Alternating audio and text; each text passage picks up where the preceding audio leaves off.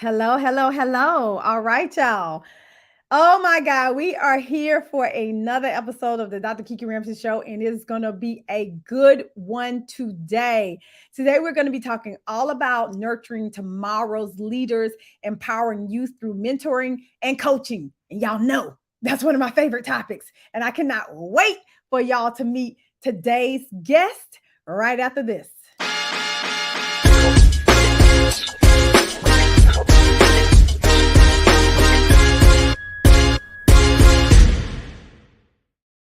Wendell Bird. Hey, how you doing? All right, welcome to the show, friend. Thank you for having me. Oh my God. So listen, our listeners don't know, but we go way back. Way back. and I'm so thrilled that you have the opportunity to be on the show today. I mean, you came into my life when I was still trying to figure out somewhat of me, somewhat of figuring out my relationship, trying to still figure out parenting because I was a single mom at the time, but I was about to get married. And you came in and you just and well, actually, even before that, I was in school. I was getting my master's in the social work, and we worked together at DJJ. Juvenile justice. Juvenile justice. And so we had some really good times, but I love that because what I felt then is what I feel now, is that you are such a nurturer, and you helped me in my early career try to figure out who I was and who I plan to be, and you're still doing that right now. Yes. Don't know anything else. Oh my God, I love it. I love it. All right. So I want to take a minute for you to introduce yourself to everybody so that they know who you are. Yes. My name is John Wendell Bird. I'm the founder and owner of Hype, which is helping you prepare for excellence. This is a mentoring coaching group that I have been doing for some years now. And I'm a prior military brat. I was in the Navy, and I worked with the Department of Juvenile Justice for 18 years. And that is where I got all of my practice and all of my great tactics. Yay. I love it. I love it. I love it. And so tell us what your biggest strength, AKA your superpower, is.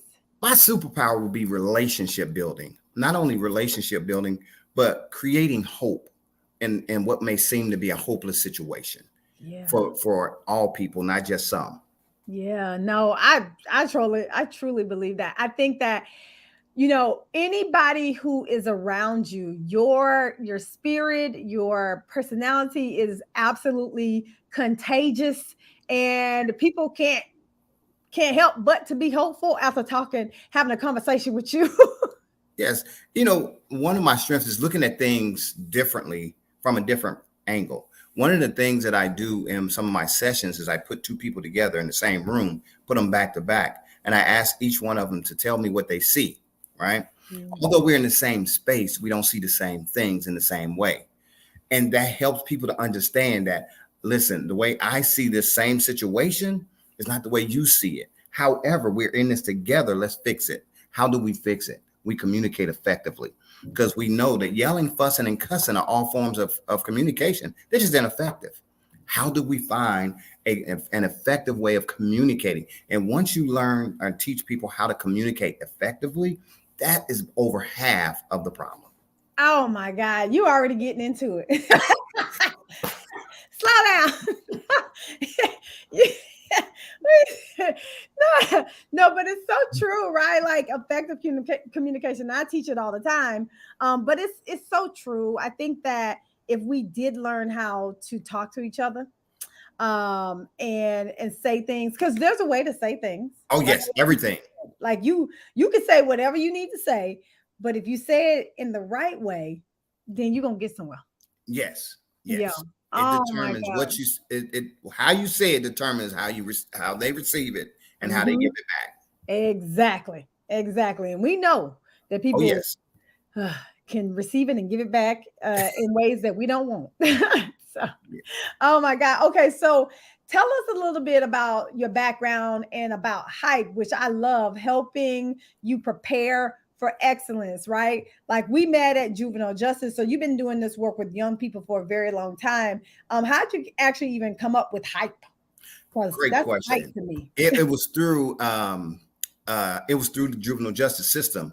I had a young man back then. Remember, we used to commit kids for 2 years to the state. And I had a young man who I had committed for 2 years. I sent him off to a wilderness placement, and I would have to go up there quarterly and go see him. And I would go up there more than quarterly and check on him and see how he was doing. And he would be doing well. And they talked about how mannerable he is and how wonderful he is with the staff and how he is with the other young people there. And he stayed there for 2 years. But while he was there, I only had to meet with the mom. Maybe I had to just check in with the mom, maybe per policy once or twice.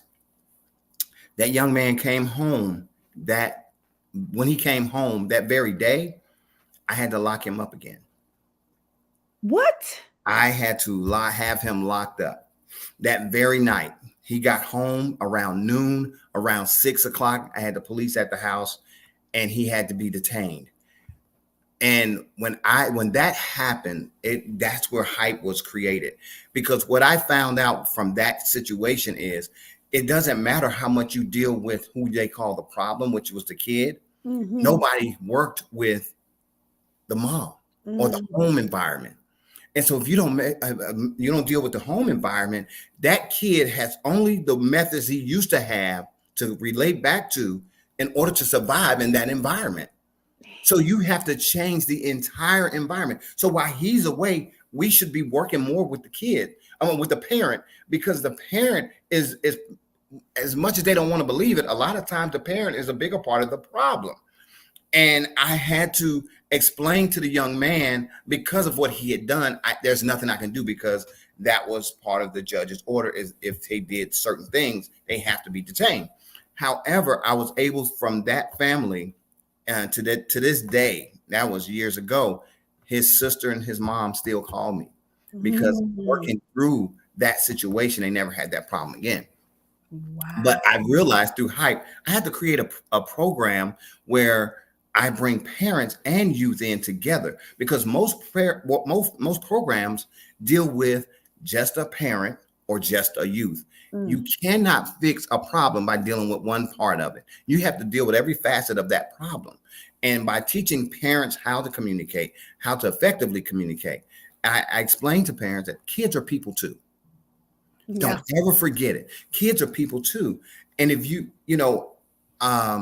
oftentimes we compare our problems with our kids. I got bills to pay. I got this to pay. You ain't got nothing to worry about. All you got to do is go to school and get your classes.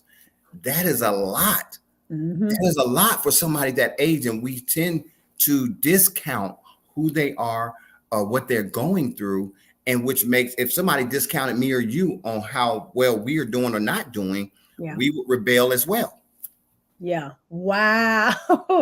No, I love that, because I think most of the most effective things and programs in our world are built out of necessity and need. And Hype was built out of that necessity and need. And it makes me think like, oh my God, he had been doing so well. And he had until he got back into that triggering environment. That's it. And then and that's why I think like even when we were talking about like leaders and young people in the organizations and stuff like that, like they have to have that support around them, even in the organization, to be successful. And then they got to go home and have some kind of support system as well to be successful employees, leaders in the workplace.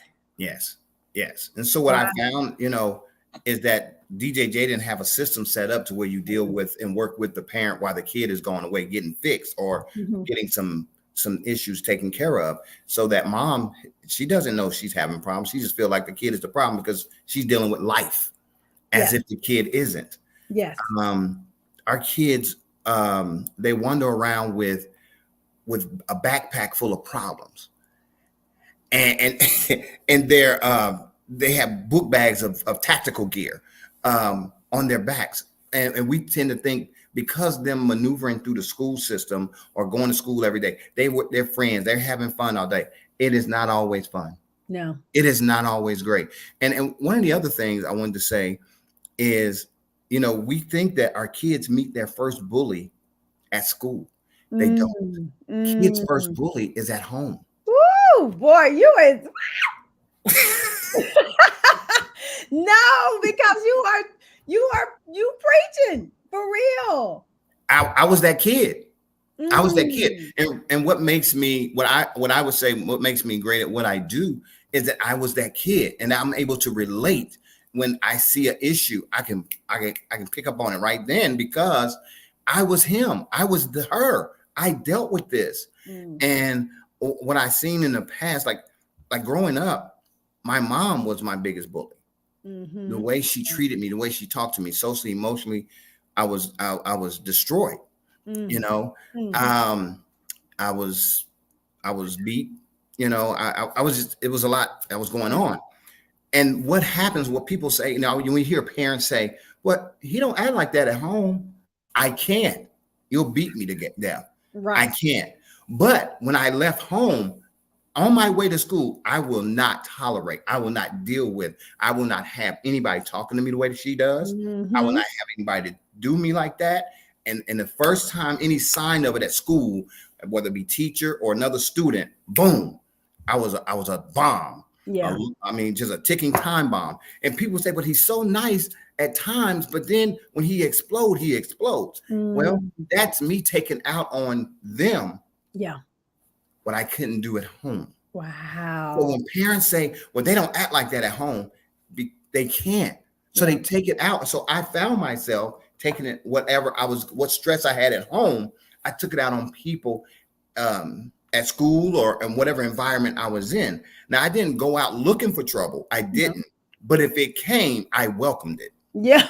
You're like, okay, you heal. I'm good. Let's go. We ready. We ready. We stay ready. Oh my God. No, you know what? That makes so much sense to me. And I even think about my own life and my own mom and stuff like that. And then but it brings me back now because, I got young babies in the house.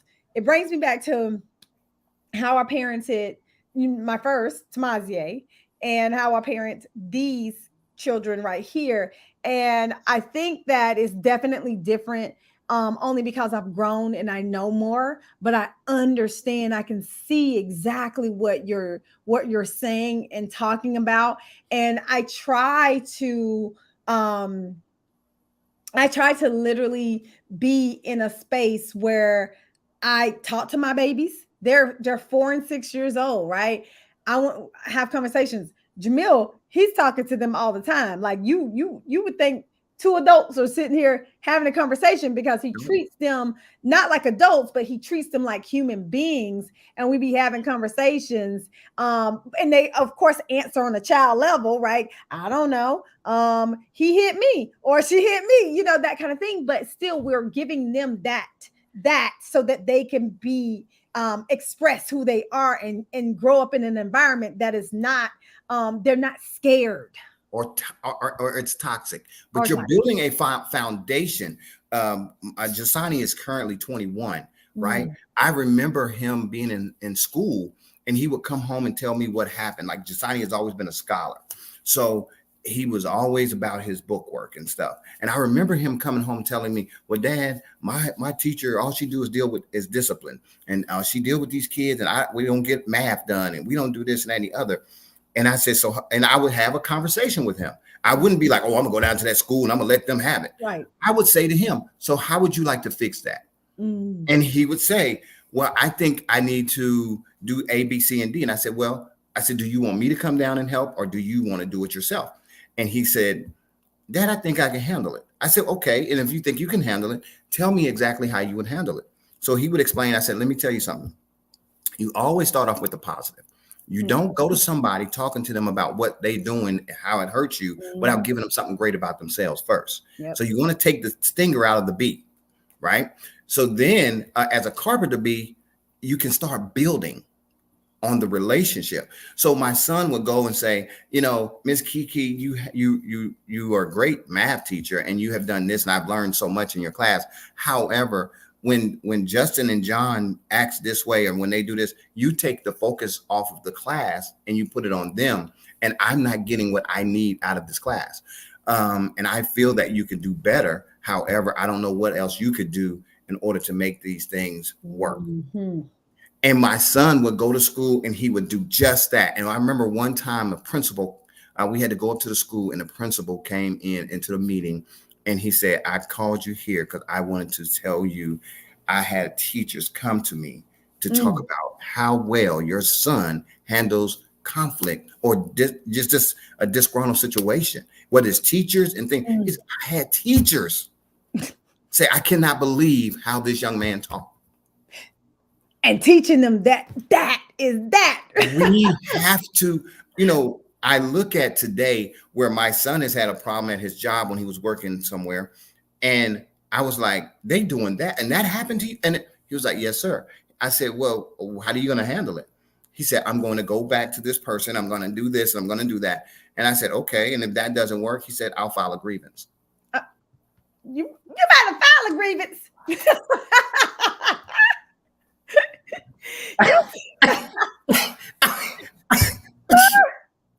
I didn't know what the word was. Listen. Okay, hey, my grievance was some 4-letter words. You hear me? This ain't where it's gonna go. We're gonna do this and gonna do that. You ain't gonna do that to me no more. Right. So I had to teach him how to maneuver through life without using 4-letter words, without people can hear you more when they have not a reason not to listen.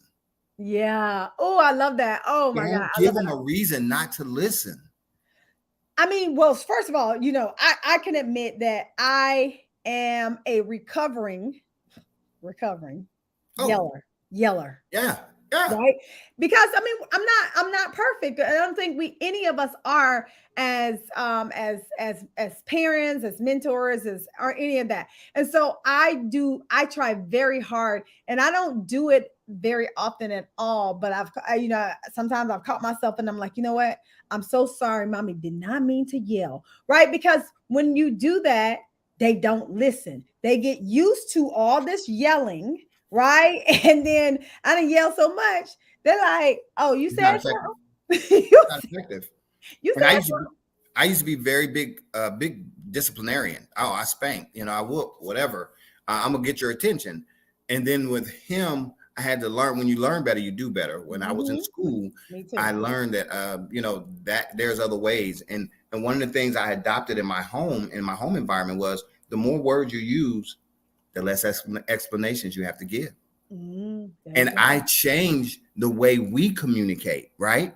And this is what I try to explain to some parents, even though it is for a lot of parents, no, I ain't gonna say a lot. Some parents will adopt this, but what has helped me in my home is I walk into his room, and when he was younger, I would walk into his room if I needed something for him to do. And I would say, hey man, how you doing? What are you doing? Oh, I'm playing my game. Okay. Hey, how much longer do you think you'll be playing? Probably you think you'll be out in about, you'll lose half your men by 10, 15, 20 minutes. Yes, sir. Would you do me a favor? Yes, Dad. What is it? I'm about to run to the store and things. Would you wash the dishes? And that's all I need you to do. Wash the dishes. And then anything that's on the stove, just put it up in the refrigerator. I would come home. The dishes would be washed. The counters will be wiped off. Food would be put up. Floors swept. I didn't ask all that, but because of the way I did ask, he didn't mind going a step further. Yep. That right? part. Now, I remember one time he did all of that and he left a cabinet open. I walked in the kitchen and I said, just Sonny. And he said, yes, Dad. I said, great job, man. You did a good job. I was about to ruin everything he did over a cabinet that I could have shut. Right. Well, he done did all this. He done cleaned the ceiling. And I just went in there and shut the cabinet and just told him, hey, great job. And he's 21 now, and we have that same thing. Even this morning while I was getting ready this morning, he came in and talked to me, and he said, Dad, I understand you're going to be talking on a podcast this morning, and I appreciate you so much, and you're a great dad. I love you. He said, may I pray for you? Oh, what just Honey is the dude, okay? He the man. He the man, but oh my God, so many things. Oh, tell him, hey, Jasani, we giving you a shout out on the Dr. Kiki Ramsey show. No, I love that, because what we're talking about is how you're raising and mentoring your son, this young man. It starts at home. It starts at home. But you know what I think about is that these are such vital, tools and tips. And a lot of times, I mean, my kids are young, right? They go to school, and we just had like parent teacher conferences and stuff like that. And my thing is, I let people lead, and I can also be a follower. So although I'm a leader, I can also be a follower. And so I was at my daughter's school, and we were talking about her progress, and she's doing so well, but she got some areas to grow in. And they were asking me, about what I do. And I was like, well, I'm a positive psychologist. I'm an executive coach. They're like, you already know about this stuff. I said, no. I do not teach 3, 4, and 5, and 6-year-olds. I do at home, but I rely on you. And I said, but at the end of the day, we are a team. So I do believe that we can share with each other. And so we started sharing back and forth with each other on how we do things. And that's that partnership, right? That we need in today's world to get these young leaders, because that's what they are. Yes. Into these corporations and into these companies, leading like you're talking about, Jasani. Yes. I tell parents, never cry alone. Take a group. Listen, it takes a village. Yes. If you don't, I would never tell a teacher or anybody they can't discipline Jasani. Not, they can redirect him. They could, and then call me. Let us talk about it. But as long as I got somebody out there that's on the same page as I am, I'll never tell somebody they can't, tell him or redirect him. Exactly. Right? That's the first mistake we make. We think that we can't be everywhere. Okay. And one of the things he said as he was growing up, and he'll say it to this day, everywhere I went, people knew you, and they knew who you were. So they had greater expectations of me, no matter who I was with. So there was eyes on me that wasn't on somebody else that was standing beside me, because they were looking at where I came from. And remember, when we was growing up, our parents used to ask, who is that? Who are their parents? Always. Parents stopped doing that. And oftentimes what I found in my group is parents want to be friends instead of friendly. There's a big difference. Me and my son are friendly, but I'm always be his father first. Exactly. That we're not friends. No. I'm friendly. Right. And we can laugh, we can joke, and we can even play. But when it comes time for life experiences, I'm his father first. Yeah. I'm not his friend. I'm not his comedian. I'm his father. Yeah. And that's what he respects from me. He won homecoming last night. And so I was telling my wife. He won homecoming king? Yes, he did. Hey! So last night I was telling my wife before she got here, usually he don't want my help in dressing and all that. Dad, what should I wear? Dad, come help me with this. Dad, could you iron this? Dad, could you cut my hair? Dad, I was like, oh, okay. So he still needs you. And what parents have to understand, the older they get, the more they need you, because they are making life-changing decisions. And I think about when he was a baby and crawling around on the floor, we would buy all these toys. He would go into the cupboard and grab out pots and pans and clean them against each other and on the floor. He was fine by himself. But we tend to think that the more they're able to do on their own, that they need us less. No. From 0 to 12, I want to say this. From 0 to 12, we are their drivers. We're the drivers. We should be teaching them everything they need to know for life. From 13 on, we are no longer their drivers. We become their guardrails. Yeah, I love that. Oh, you was dropping some jewels. Oh my. Okay. So so good. So good. All right. So we're talking about these young people, right? Okay. These are the young people who are going to be our future, leaders in these organizations. Jasani is 21, Tamazier is 28. They already in the workforce and in the world. How would you tell what pointers would you give other parents? Number one, other leaders who are dealing with, there's a whole bunch of stuff about millennials and Gen Zs and Gen X's and Y's and all the whole alphabet, right? I think in organizations, people have a hard time dealing with young people. And so what advice would you give, leaders, parents, people who are trying to mentor and coach young people to be our future leaders? We first have to listen. Don't discount who they are or what they feel. Okay. You have to be able to absorb some of the things you may not want to hear. Okay. You can't always lash out, but you have to be a sounding board. The thing is, our kids need a safe space and a safe place to land. Yeah. And the reason why a lot of our young people are doing some of the things they're doing is because they never felt like they were being heard or have a place to land. One of the things I never wanted my son to do is to go ask somebody else. You don't have to ask my neighbor. I'll tell you.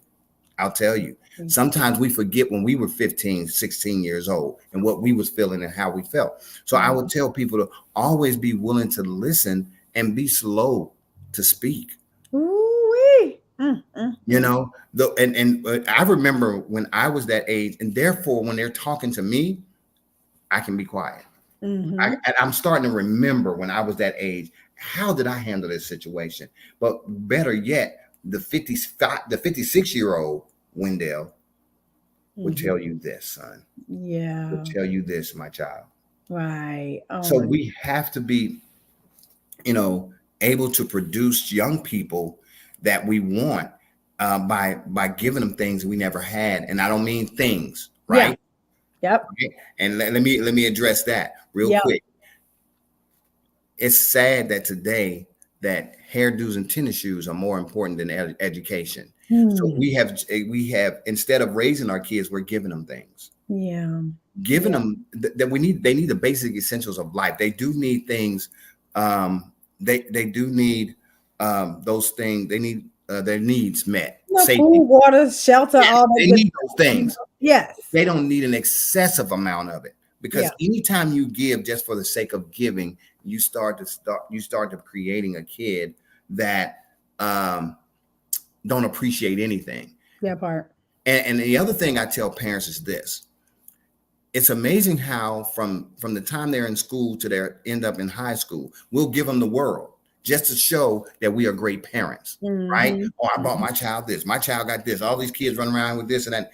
But after high school, we drop them off. We stop giving because my job is over. Your job just began. You just started too soon. That part. Who got bamboozled?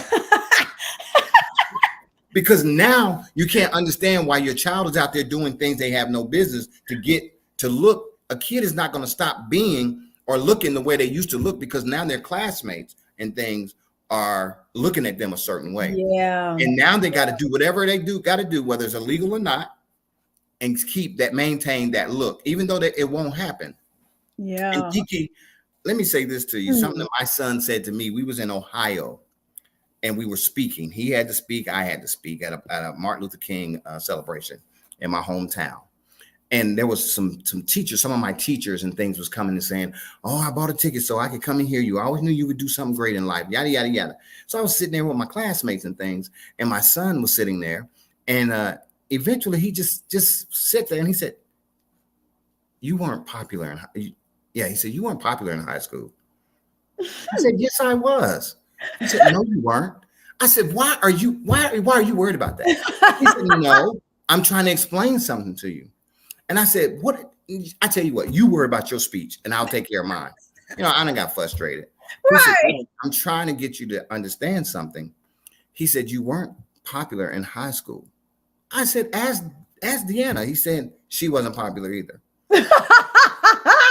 Now here is 11-year-old, okay? An 11-year-old telling me about my high school. And I said, I was frustrated, and I said, just be quiet, sit there and worry about what you got to do. And you better do a good job on your part. Right. So a couple seconds later, he taps him. I said, yes. He said, let me explain something to you, Dad. And I said, yeah, go ahead, Jasani, because he's not going to stop. Okay. This is what I raised. Mm-hmm. And he said, listen to me. You weren't popular in high school. All the kids that was popular in high school, they ended up on drugs, dead, in jail, and in a situation they never wanted to be in. You weren't popular, Dad. You were well known. I'm done with him. I'm done with him. So we have to teach our young people yes. it's better to be well known than to be popular. Yeah. As parents, I'd rather for people to know my kid as the smart kid or the kid that's doing what they're supposed to do than the kid that's so cool and got on the latest gear and things like that. And we're prepping them for the pros when they ain't gonna make they won't even make no team.